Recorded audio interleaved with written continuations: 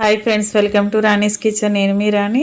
Friends, ఈరోజు recipe వచ్చేసి జంతికలు అండి. Snacks recipe, tea time snacks recipe. జంతికలు అంటే మనం బియ్యం పిండిని వాడుతూ ఉంటాం, శనగపిండిని వాడుతూ ఉంటాం. అలా కాకుండా ఒక్కసారి పొటాటోతో కారపూస చేసి చూడండి, మురుకులు చేసి చూడండి. చాలా చాలా క్రిస్పీగా, టేస్టీగా, చాలా కమ్మగా అనిపిస్తాయి. ఆ ప్రాసెస్ అంతా వీడియోని స్కిప్ చేయకుండా లాస్ట్ వరకు చూడండి. అలాగే ఛానల్ని ఫస్ట్ టైం చూస్తున్న వారు సబ్స్క్రైబ్ చేసుకుని పక్కనే ఉన్న బెల్ బటన్ క్లిక్ చేయండి. నేను పెట్టబోయే రెసిపీస్ అన్నీ డైలీ మీ ఫోన్కి నోటిఫికేషన్కి వస్తే ఓపెన్ చేసి చూడండి.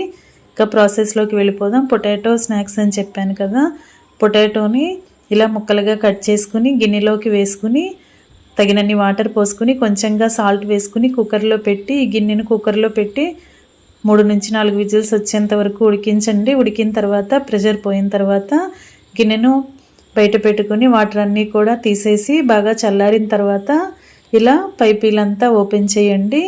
ఇలా ఓపెన్ చేసిన బంగాళదుంపల్ని గ్రేటర్తో తురుముకోండి.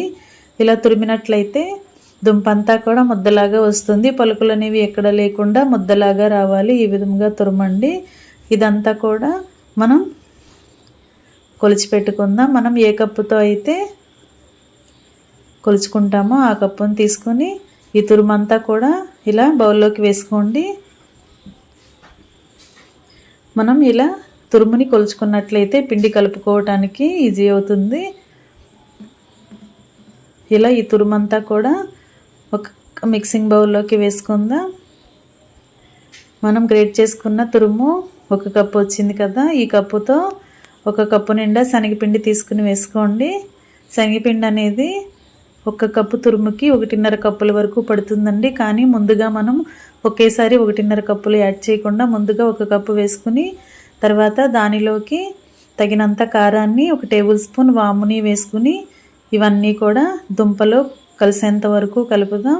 మనం బంగాళదుంపలు ఉడికించేటప్పుడు సాల్ట్ అనేది యాడ్ చేసి ఉడికించాం కదా, అందుకే పిండిలో నేను సాల్ట్ అనేది వేయలేదు. మొత్తం పిండి అంతా కలుస్తున్నప్పుడు ఒకసారి పిండిని టేస్ట్ చూసుకుని సాల్ట్ చాలకపోతే అడ్జస్ట్ చేసుకుందాం. మనం కలిపిన పిండితో ఈ పిండి అనేది ముద్ద అనేది కొంచెం పలుచగానే వచ్చిందండి. అందుకే మరొక అరకప్పుని యాడ్ చేశాను.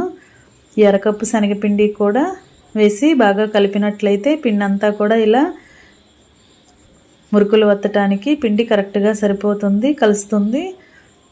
పిండి అనేది చేతికి అంటుకుపోకుండా కొంచెంగా ఆయిల్ని అప్లై చేసి పిండి ముద్దను ఇలా రెడీ చేయండి. ఇప్పుడు జంతికల గొట్టం తీసుకుని దాని లోపల చిన్న చిన్న హోల్స్ ఉన్న ప్లేటును వేసుకోండి. లోపలంతా కూడా ఆయిల్ని అప్లై చేసుకుని కలిపి పెట్టుకున్న పిండిని ఆ మురుకుల గొట్టంలో తగినంత పెట్టుకుని మూత పెట్టి క్లోజ్ చేసుకుందాం. ఫ్రెండ్స్, ఛానల్ని ఫస్ట్ టైం చూస్తున్న వారు సబ్స్క్రైబ్ చేసుకుని పక్కనే ఉన్న బెల్ బటన్ క్లిక్ చేయటం మాత్రం మర్చిపోకండి. నేను పెట్టబోయే రెసిపీస్ అన్నీ డైలీ మీ ఫోన్కి నోటిఫికేషన్కి వస్తే ఓపెన్ చేసి చూడండి. పిండిని ఇలా సరిపడినంత లోపల షఫ్ చేసుకుని మూతను క్లోజ్ చేసుకున్నాం కదా. ఇప్పుడు ఒక ఆయిల్ ప్యాకెట్ కానీ ప్యాకింగ్ కవర్ కానీ తీసుకోండి, లేదంటే బటర్ పేపర్ అయినా తీసుకుని దానిపైన ఇలా ఆయిల్ అప్లై చేసుకోండి. ఇప్పుడు ఈ పేపర్ మీద మనం మురుకుల్ని ఒత్తుకున్నట్లయితే ఒకేసారి ఇలా 4-5 మురుకుల్ని ఒత్తుకున్నట్లయితే మనం కుకింగ్ చేసేటప్పుడు ప్రాసెస్ అనేది ఈజీ అవుతుంది. ఈ విధంగా పేపర్కి పట్టినన్ని జంతికలను రెడీ చేసుకుని ఇలా ముందుగానే రెడీ చేసి పెట్టుకోండి.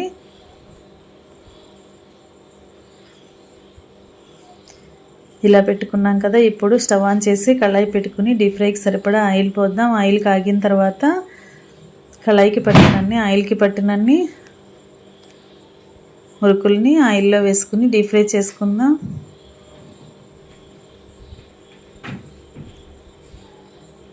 ఇలా వేసాం కదా, ఒకవైపున బాగా ఫ్రై అయిన తర్వాత రెండో వైపు కూడా టర్న్ చేసుకుని ఫ్రై చేద్దాం.